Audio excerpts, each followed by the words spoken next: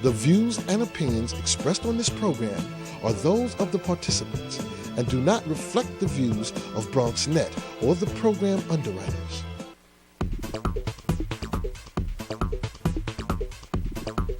BronxNet. Your voice, your views, your vision. Coming up, is it finally time to fix our broken immigration system? Can reform be just around the corner, and who will benefit, who might not? We debate the issue with an expert in the field. Plus, we will hear from a member of our community who has waited all his life to be a citizen and now might finally get the chance. So don't go away, because today's verdict starts right now.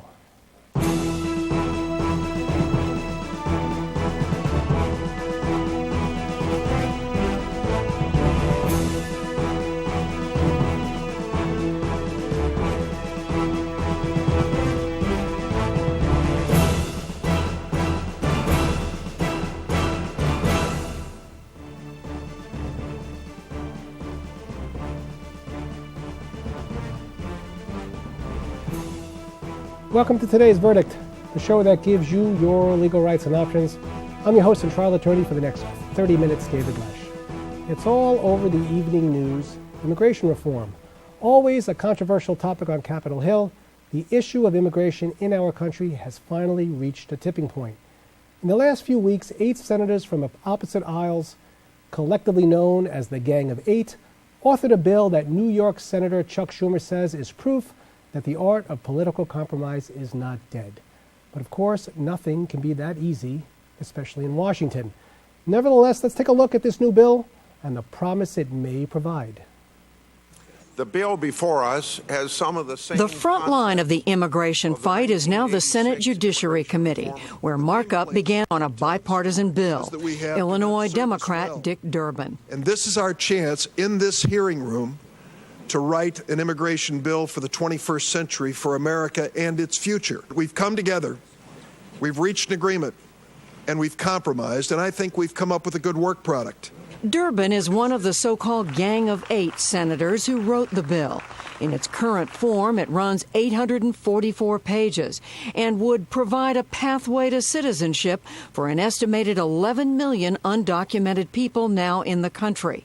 The process would take up to 13 years, and applicants would have to pay a fine and pass a criminal background check, among other things. This is a very controversial amendment. The committee's ranking Republican, Chuck Grassley of Iowa, said the bill merely revisits past mistakes.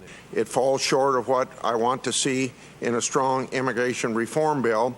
So you will hear me say many times that we shouldn't make the same mistake that we made in 1986. You'll hear me say many times that we want to move ahead with a bill that does it right this time. Many of the 300 amendments submitted so far are focused on border security. The bill already calls for improvements to the existing border fence and other so-called triggers before the revamped immigration system takes effect. But Grassley said the triggers are too weak. He wanted the government to demonstrate effective control of the border for 6 months before considering anyone for legal status. But the problem Texas Republican John Cornyn joined in. This is really a confidence-building measure, border security, and if it doesn't work as advertised, then we will have failed in our responsibility. We will not have solved the problem.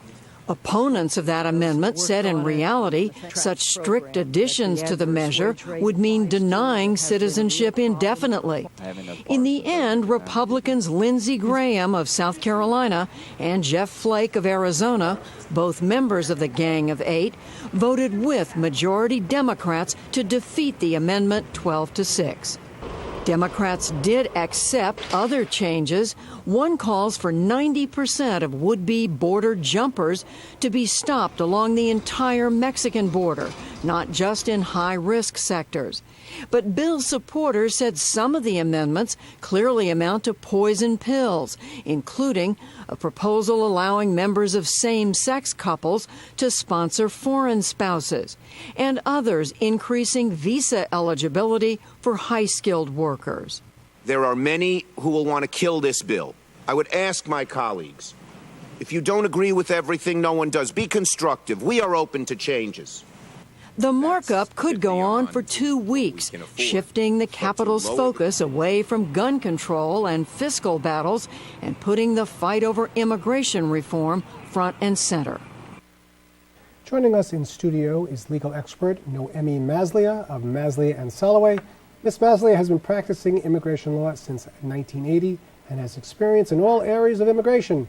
She regularly advises corporate clients on immigration regulations and is ready to advise us as well. Counsel, thanks for being here. Thank you, my pleasure. Okay, it's exciting times Very. for those in the immigration area, and certainly those who are discussing the immigration reform bill. My understanding, there are 4 different pillars of this particular bill, and we were watching one of them, and we were talking about border security. Why is this so important?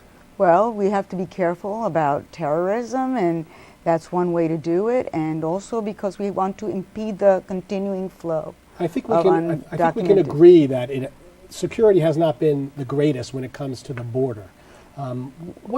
We have to continue to enhance it. That's one of the goals of the bill, of comprehensive immigration reform, is to continue to arm it with 30,000 more Border Patrol officers, to pump it with money, to structurally continue to build the wall that's started to be built. Use surveillance and different measures. I understand they're also going to maybe create some type of commission for those who live in the area who might better advise. That would be very appropriate. I mean, only those people who live there really know what goes on, and they would be better equipped to evaluate what is needed to do that. I can't imagine that there would be too much debate on either side of the Gang of Eight regarding security, but they were always a matter of compromise. Well, I guess how tall is the wall, or how much money do you want to give to that effort? Okay, well, let's lead to the second pillar, and the second pillar is our employers and their responsibility vis-a-vis this new immigration reform. Can you describe for the viewers what we are going to expect of our employers? All employers will have to enroll in the E-Verify program, which an effort has to be made to make it perfect. I mean, there has a lot of flaws right now. People that are legal are sometimes found to be not authorized to work. So the goal is to perfect the E-Verify system and have employers all join it. Many feel that the employers are getting a bum rap here. They say, look, somebody comes to me, they want a job, they show me a Social Security card, they show me some papers. What am I supposed to do? How am I supposed to know that this person isn't really legal? I'm sorry, but rightly so. They are not expected to be many immigration inspectors. They see a document, it's very hard to go behind it. How do you figure out if it's a real document or not? They have forensic experts figure that out. But yet we want more from the employers. What could we possibly do to help an employer when somebody comes and says, I'm really legal, don't worry? Well, it's, I think, the government's obligation to make sure that E-Verify program that all employers will be asked to enroll in is as good as it can be. Okay, we got the first pillar, we got the second pillar, and now you pass muster and you get on the back of the line. Am I correct? Or we're going to give you the opportunity to become a citizen. Well, that's the legalization program, the Path to Citizenship program, that is going to help the 11 million undocumented immigrants that are here in the United States. Yes, they should get on a line and prove to the U.S. government that they're entitled to be legally here. But before they get on the line, we're expecting certain things as well. Is that correct? They have to pay fines, and they have to pay back taxes. And they're all more than willing to do so. Yes, they will. And at the same time, we have to, that's another pillar of the comprehensive immigration reform, is to speed up the backlogs that are presently in the legal immigration system. Now, it's taking forever for a sibling, for example, to come to the United States. A Mexican unmarried child of a permanent resident takes forever for them to come.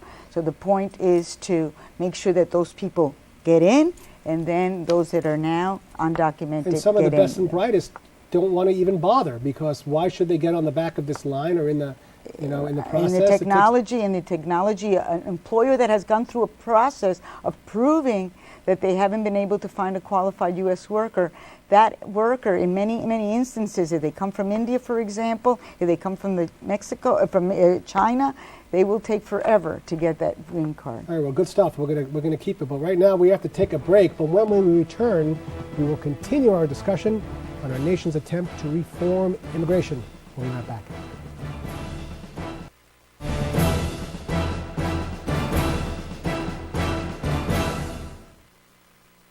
Think about it. We define ourselves as a nation of immigrants. That's who we are, in our bones. The promise we see in those who come here from every corner of the globe, that's always been one of our greatest strengths. It keeps our workforce young. It keeps our country on the cutting edge. And it's helped build the greatest economic engine the world has ever known. After all, immigrants helped start businesses like Google and Yahoo. They created entire new industries that in turn created new jobs and new prosperity for our citizens. In recent years, 1 in 4 high-tech startups in America were founded by immigrants. 1 in 4 new small business owners were immigrants, including right here in Nevada. Folks who came here seeking opportunity and now want to share that opportunity with other Americans. But we all know that today we have an immigration system that's out of date and badly broken. A system that's holding us back instead of helping us grow our economy and strengthen our middle class. Right now we have 11 million undocumented immigrants in America. 11 million men and women from all over the world who live their lives in the shadows. Yes, they broke the rules. They crossed the border illegally. Maybe they overstayed their visas. Those are the facts. Nobody disputes them. But these 11 million men and women are now here. Many of them have been here for years. And the overwhelming majority of these individuals aren't looking for any trouble. They're contributing members of the community. They're looking out for their families. They're looking out for their neighbors. They're woven into the fabric of our lives. Welcome back. I'm your host, David Lesh. We've been discussing the immigration reform and the possibility of a new policy for our nation. Will we be moving in a particular direction, and who might be the winners and losers? Joining us in today's discussion is immigration law expert Noemi Maslia of Maslia and Soloway. Counsel, again, thanks for being here. Sure. Well, President Obama is obviously gung-ho, but he is correct in that our immigration policy is certainly something that has to be revamped. It's broken. It's the broken. System is broken. Out of date. How do we clean it up? Please tell me. How do we clean it up? By passing new laws that take into account what's been wrong and fix it. We can, for example, make it easier for employers to hire the workers they need. Well, let me ask you a question. In your own practice, what do you see? Do you see frustration of those who come in? Employers are frustrated because they cannot have, on a permanent basis, the workers that they find as the best to do the job. I see children who are looking to get the jobs that they deserve because they've studied. I see graduates at the university level, graduates we are losing their know-how by not helping them be able to stay in this country. And by the way, there are jobs out there that Americans do not want. That's true. Americans do not want to be housekeepers. Americans do not want to be home attendants. They do not want to pick strawberries. And we need, first of all, certainly in the agricultural field that runs our country in many respects. It's not just technology, but agriculture. Agricultural employers have been fighting and wanting some kind of legislation to fix the problem. Which leads us back to one of those pillars and getting on the line and moving up. Do you think there's going to be an exception allowing certain fields to take people quickly off the line? Or do you think that if you're going to be in the agricultural field, you're going to have to wait on that line with everybody else? I think they're going to make certain provisions for certain skills and certain certain fields where we don't have enough Americans to Okay, well, certainly not those only with PhDs, and it can help us in Silicon Valley. There are provisions for lower skilled workers in this comprehensive immigration. All right, well, I play devil's advocate every once in a while on the show. There are those who don't necessarily agree with the bill, suggesting that there are going to be jobs taken away from them. Fair or not fair? Not fair. There are studies that show that immigrants create jobs. In the last 24 years, I think something like 6% of the new industries were created by immigrants. And these new fields create more jobs for Americans. I read something recently that certain American workers who'd like to work, let's say, in the back of a kitchen in a restaurant. They can't work there because they feel that the workers who are already back there are only speaking the same language. They can't seem to integrate into the area, and they're like, well, you're shutting me out to begin with. If you're letting all the new people come in and take over even more of the jobs, I'm going to be shut out from those jobs as well. Well, the present dishwasher is going to learn English.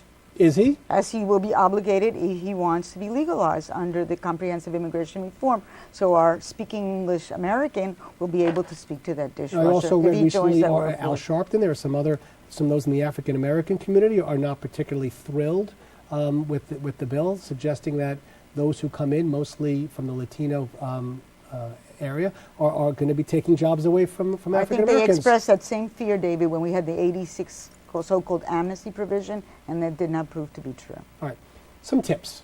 You're watching, and you're hoping that I get calls every day. Can I do it now? Can I do it now? People should watch TV. They should read the newspapers. They should look on the internet at government-sanctioned sites and follow the news. But there's a lot of news out there that's not necessarily true, and there's a lot of people who are preying on the innocent victim. Am I correct? Yes, so they should make sure that they're speaking to somebody who's authorized to speak about immigration law. From a political standpoint, let's be honest here. Not every bill is going to get through. What's going to happen? What's going to get cut away? Which pillar? Half of it? A quarter of it? What do you think? I think all the pillars will stand. I think they won't stand as full as we would like to see them, but that's compromise. You know, we're not everybody's going to get everything that they want. I, for one, for example, want that the one-year deadline to filing for political asylum be repealed. I may not get that, although it's presently in the bill. But I will tell you something. You gave us some great advice, Naomi, and I want to thank you very much for being here. Thank you. It's my pleasure. All right, we have to take a break, but coming up, we will examine how a simple immigration regulation can affect a family for a lifetime. We'll be right back.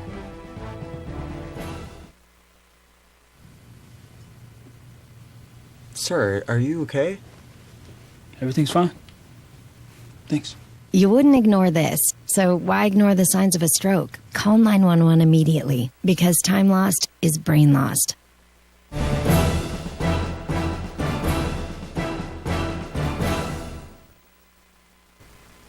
It's not just about the folks who come here illegally and have the effect they have on our economy. It's also about the folks who try to come here legally but have a hard time doing so, and the effect that has on our economy.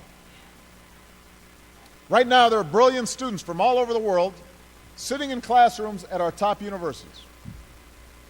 They're earning degrees in the fields of the future, like engineering and computer science.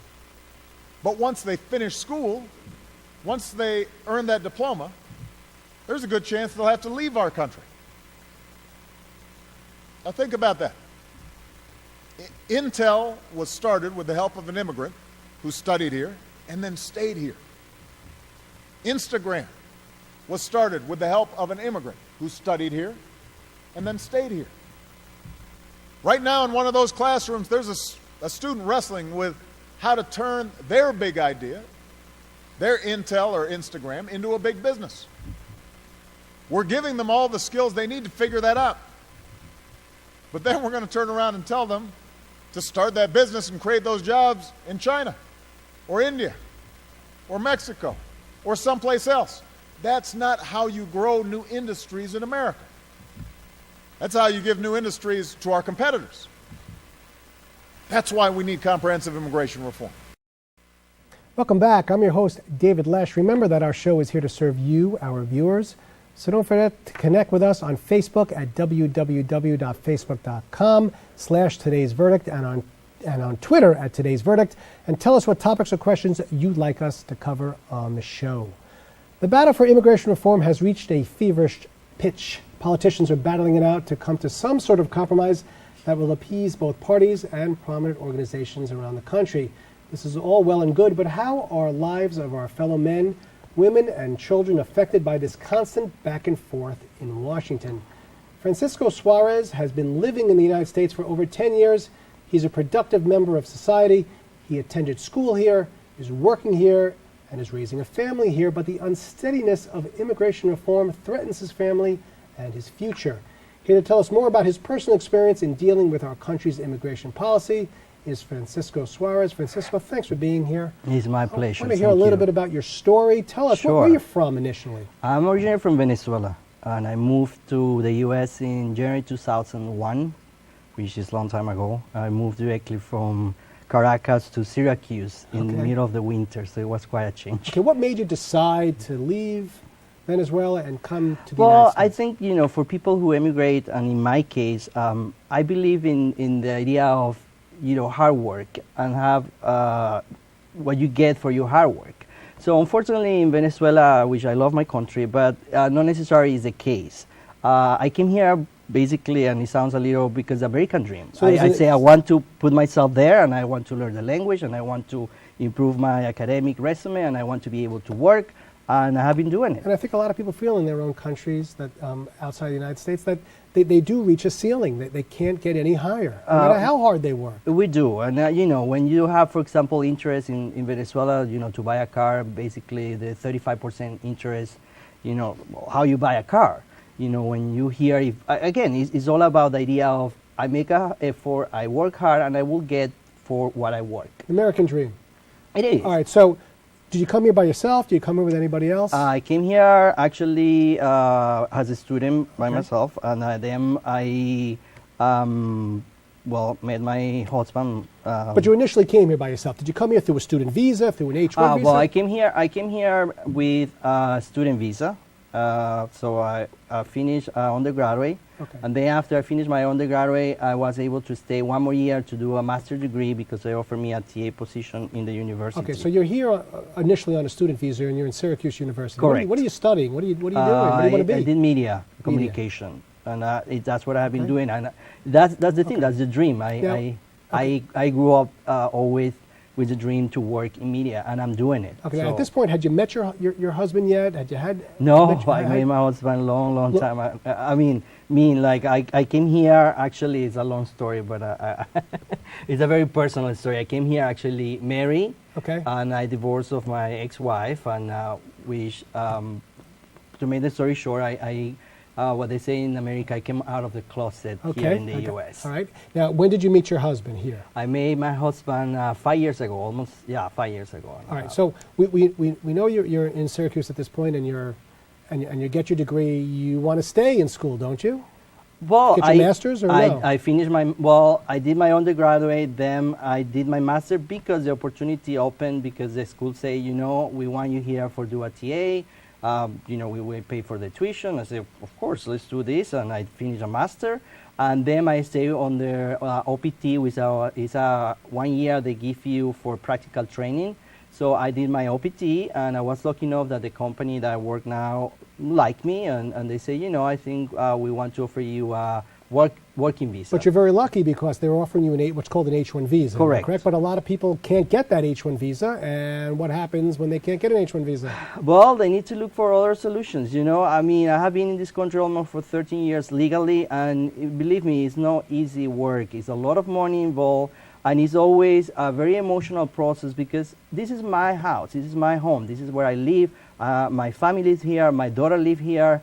I'm part of this society, and I feel part of this society. So every 3 years we need to, now what is next? Where we can go that I can actually still here legally, because I believe in the importance to keep be legal, sure. Right. But there are certain mandates that you have to meet to be able to stay here, and you never know when all of a sudden the U.S. says, hey, you know what? We're not going to renew your visa, and you got to go home. So I guess the emotional fear of that. It is. Because, again, I always put this example that is a little, silly, but it's not the same to take a tourist visa to go to Disney World for vacation, which is fine.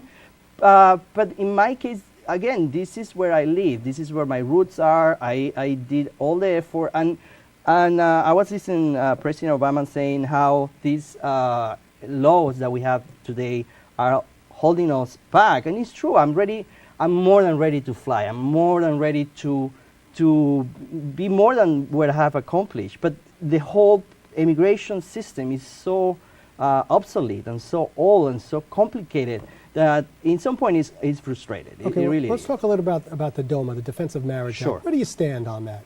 Well, of course, for me, I'm married to a wonderful person. I feel that it's not right that, straight couples could actually, in this case, my husband will become a U.S. citizen very soon. And unfortunately, because of the law, he will not be able to have a petition for me.